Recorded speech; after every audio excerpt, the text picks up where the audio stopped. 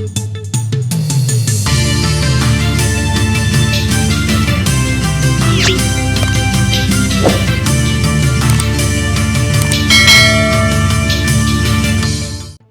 स्थानकात महिला प्रवाशांचे दागिने चोरी करणाऱ्या महिलेस मुद्देमालासह घेतलं ताब्यात.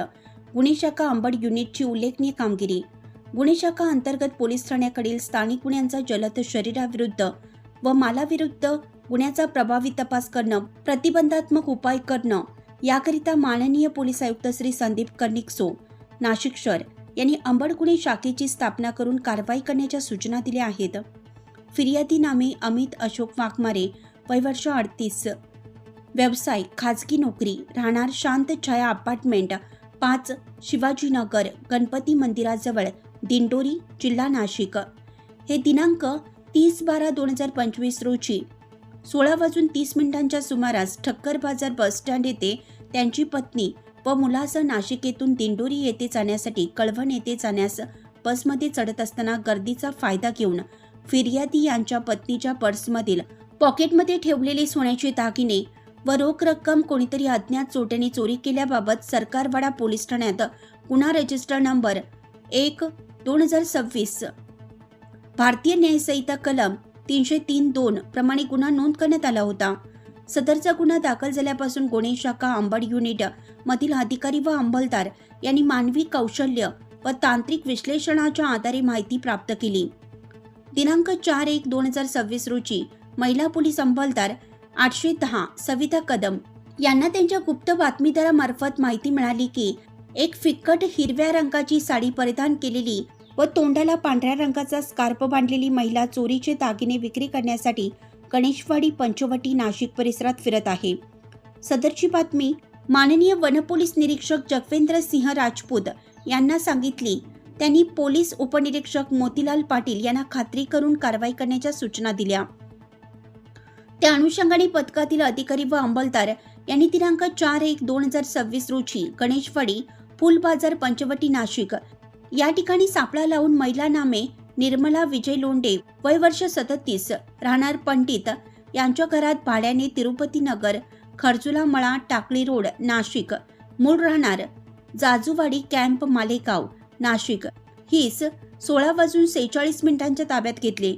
तिच्या अंगझडती दरम्यान एक मंगळसूत्र, एक जोड कानातील टॉप्स, एक नेकलेस व एक कानवेल असा एकूण 4,45,000 रुपये किमतीचा मुद्देमाल जप्त करण्यात आला.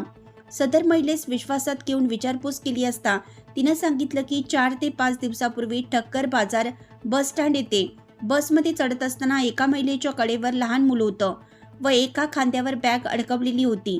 मी त्या बॅगची चेन उघडून त्यामधून एक पर्स चोरी केली असल्याचं सांगितलं. त्याबाबत खात्री केली असता सरकारवाडा पोलीस ठाणे, नाशिक शहर येथे गुन्हा रजिस्टर नंबर 1/2026 भारतीय न्याय संहिता कलम 303(2) प्रमाणे गुन्हा दाखल असल्याचं निष्पन्न झालं असून गुन्हा उघडकीस आला आहे. सदर महिलेस पुढील कारवाई कामी सरकारवाडा पोलीस ठाणे यांच्या ताब्यात देण्यात आला आहे. सदरची कामगिरी माननीय श्री संदीप कर्णिक, पोलीस आयुक्त सो, माननीय श्री किरणकुमार चव्हाण, पोलीस उपायुक्त सो, पुणे, माननीय श्री संदीप मिटके, सहाय्यक पोलीस आयुक्त सो, पुणे यांच्या मार्गदर्शनाखाली वनपोलीस निरीक्षक जगवेंद्र सिंह राजपूत, पोलीस उपनिरीक्षक मोतीलाल पाटील, पोलीस हवालदार प्रकाश बोडके, परमेश्वर दराडे, योगेश चव्हाण, भूषण सोनवणे, पोलीस अंमलदार भगवान जाधव, चारुदत्त निकम व सविता कदम, अंबड गुन्हे शाखा युनिट यांनी केली आहे. सदरची कामगिरी करताना तांत्रिक विश्लेषण विभागाच्या महिला सहाय्यक पोलीस निरीक्षक जया तारडे व स्टाफ यांचे मोलाचे सहकार्य लाभलं आहे. 31 तारखेला फिर्यादी महिला ह्या तिचे कुटुंबासह दिंडोरी येथे जाण्यासाठी ठक्कर बाजार बस स्टॉप येथून निघाल्या होत्या. परंतु दरम्यान त्यांच्या पर्समधून 5.25 तोळ्याचे दागिने चोरी गेल्याबाबत सरकारवाडा पोलीस ठाणे येथे गुन्हा दाखल होता. गुन्ह्याचा समांतर तपास करत असताना अंबड गुन्हे शाखा युनिट आहे तर त्याचे मोतीलाल पाटील PSI आणि त्यांच्या टीमने समांतर तपास केला. त्या तपासामध्ये महिला पोलीस अंमलदार आहेत सविता कदम यांना माहिती मिळाली की एक महिला ही फुलबाजार, गणेशवाडी, पंचवटी येथे येणार असल्याबाबतची खात्री झाली. त्या ठिकाणी सापळा लावण्यात आला. महिला मिळून आली. त्या महिलेकडे चौकशी केली असता त्याच्याकडून संपूर्ण दागिने हस्तगत केले. सदरची महिला ही निर्मला विजय लोंढे, वय वर्ष 37, राहणार जेल रोड, नाशिक आणि मूळ राहणारी ती द्याने गावची मालेगाव तालुक्यातील आहे. सदर महिलेला आम्ही ताब्यात घेतला आहे आणि पूर्ण जो मुद्देमाल आहे फिर्यादी महिलेचा चोरी गेलेला तो रिकवर करण्यात आलेला आहे. सदरची महिला आणि जो मुद्देमाल आहे तो सर्वच्या सर्व आम्ही पोलीस ठाणे सरकारवाडा यांच्याकडे पोलीस तपास आम्ही वर्ग करीत आहोत.